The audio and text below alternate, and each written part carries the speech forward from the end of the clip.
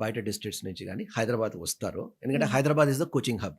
Yeah! ఇటు JEE కానీ neat కానీ కోచింగ్ హబ్ హైదరాబాద్. అవును. సో బయట రాష్ట్రాల నుంచి కానీ బయట డిస్ట్రిక్ట్స్ నుంచి కానీ వచ్చిన వాళ్ళకి వేరే ఆప్షన్ లేదు. అవును. They have to stay in a hostel.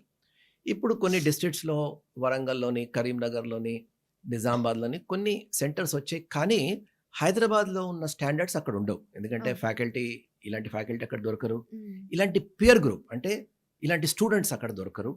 So అందుకోసం హైదరాబాద్ రావడమే బెటర్ వాళ్ళకి. వాళ్ళు ఇక్కడికి వస్తారు. There is no option. Yeah! హైదరాబాద్లో ఉంటూ ఈ క్వశ్చన్ ఏంటంటే ప్రధానంగా హైదరాబాద్లో ఉంటూ హ్మ్. డే స్కాలర్గా పంపించాలా, హాస్టల్‌లో ఉంచాలా అన్న క్వశ్చన్ పేరెంట్స్‌కి వస్తుంది. అవును. ఎందుకంటే స్పెషల్లీ కోవిడ్ తర్వాత ఈ ట్రెండ్ చాలా పెరిగింది.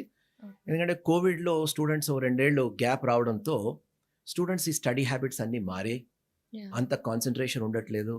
తర్వాత మొబైల్ డివైసెస్, గ్యాడ్జెట్స్ వీటన్నిటికి అడిక్ట్ అలవాటు అయిపోతారు.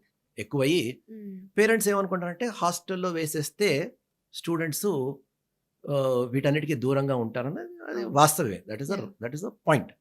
కాకపోతే నేననేది ఏంటంటే స్టూడెంట్స్ మోటివేషన్ అనేది చూసుకోవాలి. ఎందుకంటే not all students are motivated. So అవును. స్టూడెంట్స్‌కి కొంతమందికి చదవాలనే ఆసక్తి ఉంటుంది. కాకపోతే ఈ టెంప్టేషన్స్ ఏవైతే ఉంటాయో హ్మ్.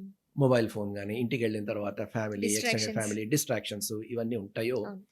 వాళ్ళు ఆ టెంప్టేషన్స్‌ని ఆపుకోలేరు. అవును. సో, అలాంటి వాళ్ళు చదవాలనే తపనుంటుంది. హ్మ్. కానీ ఈ టెంప్టేషన్స్‌కి దూరంగా ఉండలేరు. అవును. సో, అలాంటి వాళ్ళని హాస్టల్‌లో పెడితే డెఫినిట్‌గా, ఎందుకంటే వాడికి బేసికల్లీ చదవాలని తపనుంది. వాడికి ఆ యాహ్! జీల్ ఉంది. కాకపోతే ఈ టెంప్టేషన్స్ ఎక్కువున్నాయి. ఈ డిస్ట్రాక్షన్స్ ఎక్కువున్నాయి. హాస్టల్‌లో ఉంటే అలాంటి వాళ్ళు మా మాట వింటారు.